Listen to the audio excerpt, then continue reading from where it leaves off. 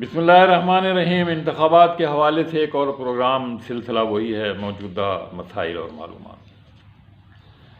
Polling میں 2-3 دن رہ گئے ہیں۔ سیاسی جماعتیں اور دیگر سیاستدان ووٹ مانگنے ووٹروں کے پاس جا رہے ہیں اور اس طرح کے وعدے کر رہے ہیں جیسے پہلے تو وہ یہاں تھے ہی نہیں، پہلے تو وہ حکومتوں میں تھے ہی نہیں، پہلے تو ان کے پاس اقتدار تھا ہی نہیں۔ لیکن بہرحال اس مرتبہ ووٹرز کچھ باشعور ہوئے ہیں اور ایک بڑی تبدیلی جو دیکھنے میں آ رہی ہے وہ یہ ہے کہ ووٹر اپنے پاس آنے والوں سے سوالات کرتے ہیں۔ یہ سوالات کیے جانے چاہیے۔ دیہاتوں اور چھوٹے شہروں تک یہ پوچھا جا رہا ہے کہ آپ نے ہمارے لیے کیا کیا۔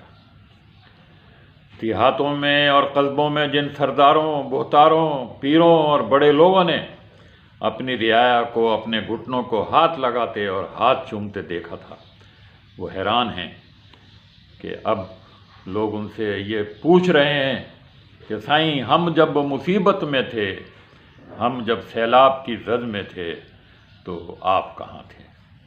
آپ اس وقت ہمارے پاس کیوں نہیں آئے؟ سیلاب آیا، کرونا آیا، بیماریاں آئیں، قحط آیا، مہنگائی آئی، بے روزگاری تو ہے ہی، ڈاکو چور آئے مگر آپ نہ آئے۔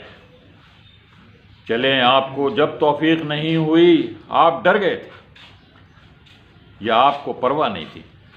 آپ ہمیں حقیر جانتے تھے، ہمارا ہونا نہ ہونا آپ کے نزدیک بیکار تھا۔ آج کیا ہو گیا؟ آج آپ آ رہے ہیں۔ بہرحال ویلکم، آپ آئے ہیں، لیکن آپ سے اب ہم یہ پوچھ سکتے ہیں، آپ اگر سڑکیں بناتے تو آپ کی قیمتی گاڑیوں کے بھی کام آتی، ہمارے بھی کام آتی۔ آپ ہسپتال بناتے، آپ شفا خانہ بناتے تو آپ کے لوگوں کو بھی لندن نہ جانا پڑتا، آپ کے لوگوں کو بھی دبئی نہ جانا پڑتا، آپ کے رشتہ داروں کے بھی وہ ہسپتال وہ سڑکیں کام آتی۔ آپ اسکول کھولتے تو آپ کے گاؤں کے، آپ کے دیہات کے بچے بھی پڑھتے، آپ کے ہاریوں کے بچے بھی تھوڑا سا پڑھ لیتے تو آپ کا حساب کتاب کرنے میں انہیں آسانی ہوتی، آپ کی زمینوں کی دیکھ بھال کرنے میں مگر آپ کو ان چیزوں کی کیا پتہ۔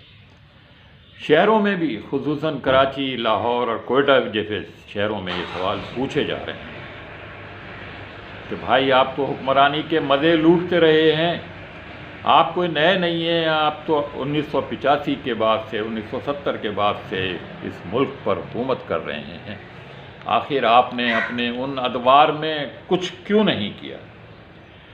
یہ بتائیں تیل کی آمدنی کہاں ہے، گیس کی آمدنی کہاں ہے؟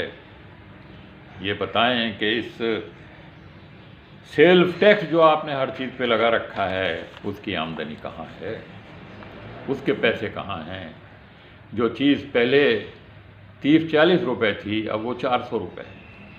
آپ نے مہنگائی کا رونا رو کر ایک حکومت کو ہٹایا جس نے کچھ تبدیلی لانے کا عزم کیا تھا۔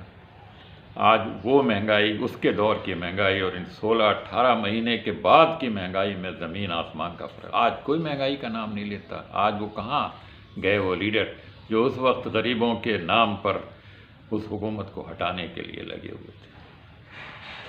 آج بھی سڑکیں کیوں ٹوٹی ہوئی ہیں؟ گٹروں سے پانی کیوں ابل رہا ہے؟ بارشوں میں پانی کیوں بھر جا رہا ہے؟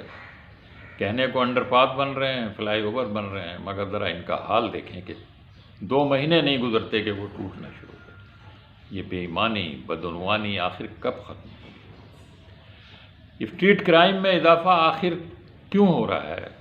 یہ موبائل اور یہ پرس اور یہ چھیننے کی جو وارداتیں ہیں آخر ان میں دن بدن کیا؟ کدھر ہے آپ کی پولیس؟ پہلے رونا جاتا تھا کہ یہ پولیس جو ہے وہ باہر کی ہے، اب تو آپ کے صوبے کی پولیس ہے، آپ کے شہر کی پولیس ہے۔ آخر اب ان چیزوں میں کمی کیوں نہیں ہوئی؟ یہ بتائیں کہ ان چھوٹے دکانداروں اور ٹھیلے والوں سے بھتہ کون لے رہا ہے؟ پہلے کون لیتا تھا؟ یہ غنڈے بدماش پارکنگ فیس کے نام پر ہر جگہ موجود ہیں۔ کہیں گاڑی آپ کھڑی کریں، ہسپتال ہو، اسکول ہو، دفتر ہو، یہ آپ موجود ہیں۔ اور وہ جعلی لوگ ہیں، جعلی رسیدیں دکھاتے ہیں، کوئی ان کو روکنے والا نہیں۔ وجہ کیا ہے؟ وجہ یہی ہے کہ نیچے سے اوپر تک سب لوگ ان کاموں میں شامل ہیں۔ بہت سارے لوگ حکومت میں نہیں رہے، مگر ان کا مذہبی اور دینی اثر و رسوخ رہا ہے، مسجدوں میں ان کا قبضہ رہا ہے۔ ان سے بھی پوچھا جانا چاہیے کہ بھائی آپ یہ جو بڑی بڑی گاڑیوں میں، ویگو میں اور پجیروز میں پھر رہے ہیں، 10 گارڈز آپ کے ساتھ ہیں، بڑے بڑے بنگلوں میں آپ رہ رہے ہیں، یہ آپ نے اپنی مسجدوں پہ یہ بورڈ کیوں لگائے ہوئے ہیں کہ یہ فلانے کی مسجد ہے، یہ بریلوی مسجد ہے، یہ دیوبندی مسجد ہے، یہ اہل حدیث مسجد ہے؟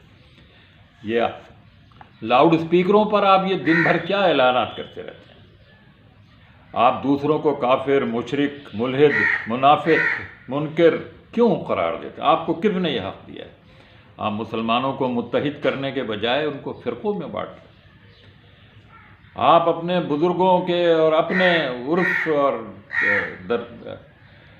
اور میلوں پر لاکھوں کروڑوں روپے جو خرچ کرتے ہیں، یہ آخر کہاں سے آتے ہیں؟ آپ یہ مقبروں اور مزاروں کے لیے چندے کیوں لیتے ہیں؟ آپ کوئی اور ڈھنگ کا کام نہیں کر سکتے۔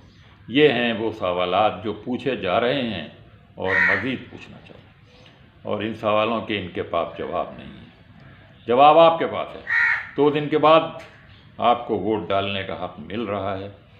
اس وقت اگر آپ نے ووٹ کا استعمال صحیح نہیں کیا، بس آپ پھر مزید 5 سال بلکہ اور 50 سال روتے رہیے۔ اور جس قوم نے خود اپنی حالت کو تبدیل کرنے کا ارادہ نہ کیا، اس کے رونے دھونے سے اللہ تعالیٰ بھی اس پر رحم نہیں۔ اگر یہ سب کچھ اسی طرح جاری رہا تو ایسا نہ ہو کہ ہم پر کوئی اور بڑا عذاب، یہ چھوٹے عذاب تو ہیں، بڑا عذاب نازل۔